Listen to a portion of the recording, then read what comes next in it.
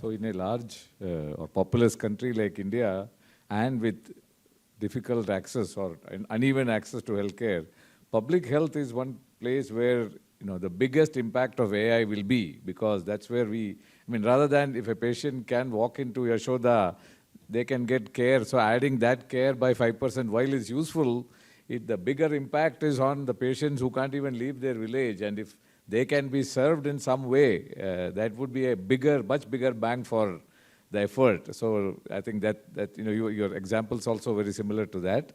Now, one more question I have is, any technology, when it develops, it becomes useful, and after a little while later, you realize the dangers of those technology. Whatever technology we have seen this over the history. AI technology a little bit special because the danger and the use are coming almost simultaneously, in parallel being highlighted. Even here there were questions about bias, about non-representative samples, and if you're using solution developed for some other democracy in West or in Japan being used here, etc. So are we in double risk here? We are no data and then bad data to develop bad solution, as well as risk that AI brings.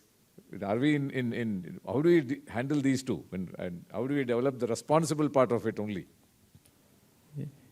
Yeah, excellent point, PJN. It's a question of double jeopardy, where you have personal data protection, privacy, other things as one jeopardy, and AI as a technology brings a host of its own risks. So there is a double jeopardy as far as the citizen is concerned or situation is concerned. So necessarily we need to address that. But before that, I would like to go back to the point you rightly made, that if AI has to make a large impact in a country like India, it is at the primary level that these solutions should focus on, where the touch points are the maximum and the impact is going to be the maximum. So absolutely, I 100% agree with that. The use cases that I mentioned, the examples of AI solutions that I mentioned are happening in the tertiary sector and so on. But absolutely, we need what we call it as PHC for UHC as a formula. Primary health care for universal health coverage. If you tackle things at the primary healthcare level, then don't escalate all the way to tertiary, and you are also nipping the problem in the bud. At the prevention is better than cure, as they say.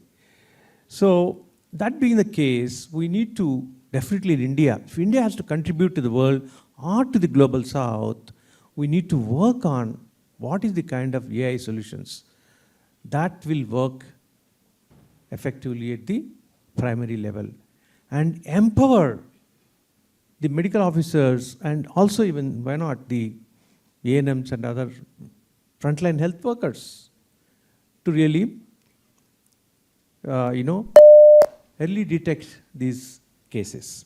But answering your point very quickly, of course the bell has gone, but I will take only 30 seconds to answer the other question, where the question of double jeopardy, we need to